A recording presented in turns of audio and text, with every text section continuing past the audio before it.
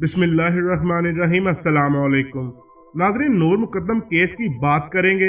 मरकजी मुल्ज़म जाहिर जाफिर के वालिदैन और मुलाजमीन अदालत में पेश हुए। पुलिस ने चारों मुल्ज़मान से तफ्तीश मुकम्मल कर ली है। इस्लामाबाद पुलिस ने चारों को जेल भेजने की इस्तदा कर दी है।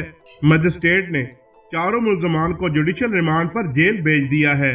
इस हवाले से मजीद तफसीलात ये मिली हैं कि नूर मुकद्दम मर्डर केस में आज इस्लामाबाद पुलिस ने गिरफ्तार 4 मुल्ज़मान थे, उनको अदालत के सामने पेश किया।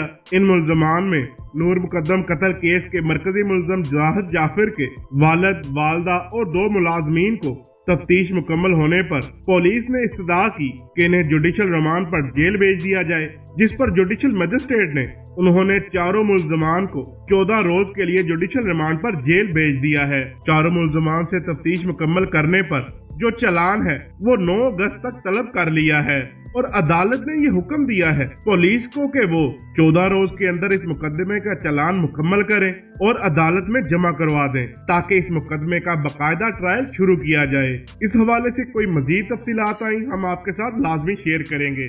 मिलते हैं अगली वीडियो में, तब तक के लिए अल्लाह हाफिज।